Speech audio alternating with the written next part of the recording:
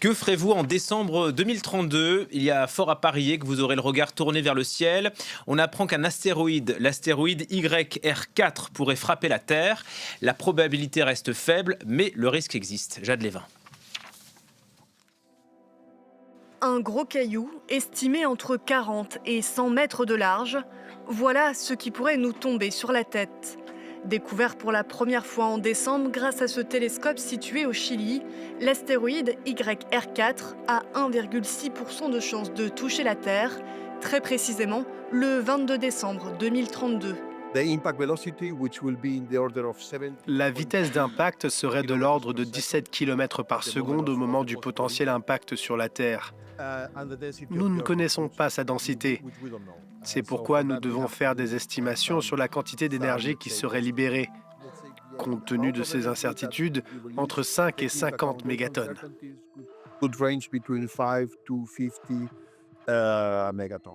De quoi anéantir une ville comme Paris, New York ou Tokyo. Les dégâts pourraient même s'étendre jusqu'à 50 km. Dans un scénario catastrophe, YR4 pourrait se briser en plusieurs morceaux dans l'atmosphère, avec des impacts 500 fois plus puissants que la bombe nucléaire d'Hiroshima. Mais pas d'inquiétude pour les astronomes, la défense planétaire est en marche. En 2022, les scientifiques ont réussi à dévier pour la première fois de sa trajectoire un astéroïde inoffensif. YR4 pourra de nouveau être observé en 2028. Nous saurons alors si nous devrons nous préparer ou non à ce qu'il touche notre planète. Bonjour docteur Patrick Michel et merci de nous répondre. Vous êtes directeur de recherche au CNRS à l'Observatoire de la Côte d'Azur. Vous êtes spécialiste des astéroïdes. D'abord, il y a un débat dans la rédaction. Il porte sur le risque que cet astéroïde frappe la Terre. C'est quoi, 1 ou 2,4%? Je crois que le chiffre a été actualisé. Oui, bonjour. Alors, il est actuellement de 2%. Ça va continuer à évoluer au fur et à mesure qu'on l'observe, qu'on précise sa trajectoire actuelle et qu'on la prolonge dans le temps. En fait, le problème, c'est qu'on a une incertitude sur la trajectoire actuelle, donc on a plein de possibles conditions initiales, des conditions initiales possibles pour faire les calculs, et quand on prolonge ces calculs dans le temps, eh bien, la solution est très sensible aux conditions initiales. Donc, pour l'instant, on est encore dans le scénario où, parmi toutes les évolutions possibles, il y en a 2% qui tombent sur Terre, et on espère, grâce aux observations à venir, qu'on va éliminer complètement les solutions qui aboutissent sur Terre. Et la trajectoire actuelle, il tomberait où, ce gros caillou? Alors, on ne sait pas. On a une zone, mais alors vraiment très, très imprécise, qui couvre l'ensemble du globe, qui irait plutôt dans les parties sud, vers l'océan Atlantique, l'Afrique et l'Asie du Sud-Est. Mais bien sûr, tout ça est très incertain. Ce qu'il faut dire, et pour vraiment soulager les gens, c'est qu'il n'y a absolument aucune raison de s'inquiéter pour l'instant. 2% de probabilité d'impact, c'est 98% de chances qu'il ne se passe rien. Et d'autre part, la bonne nouvelle, et ça pour moi c'est très important, c'est que dès que ce seuil de 1% a été dépassé, qui est le seuil que nous avions défini nous-mêmes au sein du comité de pilotage du réseau international d'alerte des astéroïdes, qui coordonne à l'échelle internationale ces observations et permet de prédire les risques, et bien dès que ce seuil de 1% a été dépassé, immédiatement, la NASA qui le coordonne nous a appelés pour nous réunir le soir même et faire une notification, ce qui montre qu'on a réussi à mettre en place une coordination efficace et très réactive, alors qu'on avait un seuil qui était quand même faible, 1%, par rapport à 99% de chances qu'il ne se passe rien. Donc ça, c'est vraiment une très bonne nouvelle. Donc ça veut dire qu'il y a une coordination internationale entre les Américains, les Européens, d'autres pays peut-être, et que le ciel est scruté chaque jour finalement. Absolument. Alors, par exemple, les calculs de probabilité sont faits par 3 centres, un de la NASA, un de l'Agence spatiale européenne qui est très active dans la défense planétaire, puisqu'elle contribue au premier test de déviation de l'astéroïde qui a été fait par la mission DART de la NASA en septembre 2022, avec la mission HERA qui a été lancée le 7 octobre pour aller vérifier le résultat de cette déviation. Et en plus, elle a son centre de calcul qui calcule elle-même les probabilités, et donc on compare les probabilités calculées par ces centres pour vérifier leur fiabilité, et c'est une fois qu'elles convergent qu'on est sûr que cette probabilité est juste, et c'est pour ça que les 2% sont trouvés dans ces 200 de calcul. Donc c'est vraiment un effort international, avec aussi les amateurs qui maintenant ne peuvent plus observer cet objet parce qu'il commence à s'éloigner, mais qui ont beaucoup contribué au début. Donc c'est un effort vraiment international, et sous l'égide de l'ONU, nous avons 2 groupes de travail avec une grande partie des pays représentés, y compris certains qui sont géopolitiquement pas super amis, mais quand il s'agit de défendre la planète, on est tous là et ça c'est une bonne nouvelle. L'union fait la force. Bon, en tout cas, vous avez raison de nous rassurer. Si malgré tout, un jour, un astéroïde fonce sur la Terre, est-ce qu'il y a des moyens de le dévier? Je lisais qu'il y avait la mission DART qui avait réussi à le faire. Alors, la mission DART a permis de s'assurer qu'on est capable de taper dans un objet dont on ne connaît que la taille au départ, à 11 millions de kilomètres de la Terre de façon autonome. Donc ça, c'est une bonne nouvelle. Bien sûr, il y a plein de scénarios possibles, hein, et donc on n'est pas sûr qu'on est prêt pour tous les scénarios, mais on s'y prépare, on fait même des simulations, des exercices où on nous invente un scénario où il faut qu'on voit comment on réagit.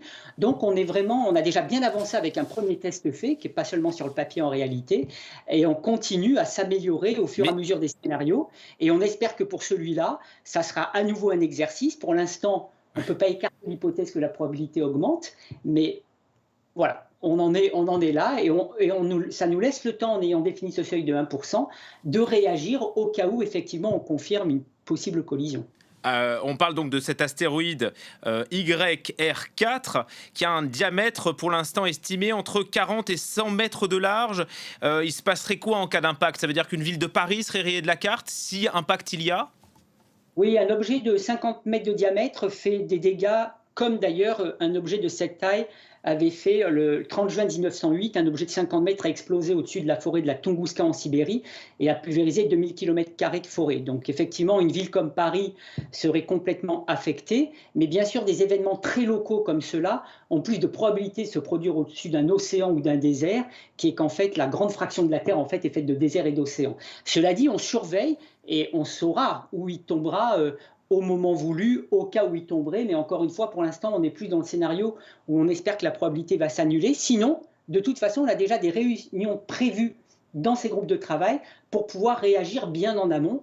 Donc, pour l'instant, il faut surveiller. Et concernant la taille, la bonne nouvelle, c'est que le télescope James Webb, vous savez, ce sublime télescope qui est dans l'espace, eh bien, a du temps d'observation consacré à cet objet en mars et en mai, et va nous permettre d'avoir une meilleure estimation de la taille, à peu près 10% près. Donc on saura s'il fait plutôt 40 mètres ou 90 mètres, ce qui bien sûr nous permet de mieux évaluer les dégâts qu'il ferait s'il tomberait sur Terre et concevoir une mission pour le dévier s'il le fallait. Mais j'ai du mal à comprendre ce que vous faites pour réagir. Quand vous dites que vous vous réunissez pour réagir pour 2032, ça veut dire quoi concrètement? Qu'est-ce qu'on pourrait faire? Alors, ce qu'on pourrait faire, là encore, c'est le groupe de travail qui réunit les agences spatiales qui décidera ça.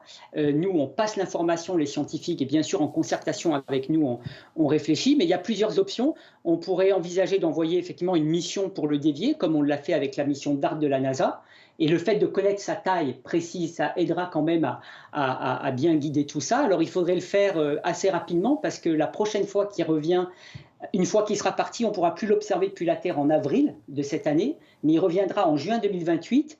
Et si la probabilité n'est toujours pas nulle à ce moment-là et qu'on confirme la chose, on aura 4 ans pour réagir. DART a été monté rapidement, de même ERA de l'Agence spatiale européenne. Donc je pense qu'on pourrait réagir. Mais c'est encore trop tôt pour le dire. On verra aussi où il pourrait tomber, parce que s'il tombe au milieu de l'océan Pacifique, à ce moment-là, on pourrait même le laisser tomber, hein. Donc pour l'instant, je ne veux pas trop spéculer. Il faut attendre de s'assurer de son évolution et de la nécessité d'émettre une action. Et dans ces groupes de travail, on a quand même les agences spatiales importantes impliquées, les scientifiques.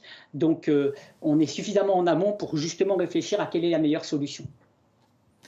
Une mission Armageddon, comme on l'a vu au cinéma, c'est complètement écarté ou pas? Ah ben oui, parce que d'abord, on ne voudrait pas sacrifier Bruce Willis, hein, on l'aime bien. En fait, ce qu'il propose est complètement impossible. Ces objets sont très petits, il n'y a même pas d'attraction de surface, c'est-à-dire que pour poser Bruce Willis, il faudrait d'abord l'ancrer.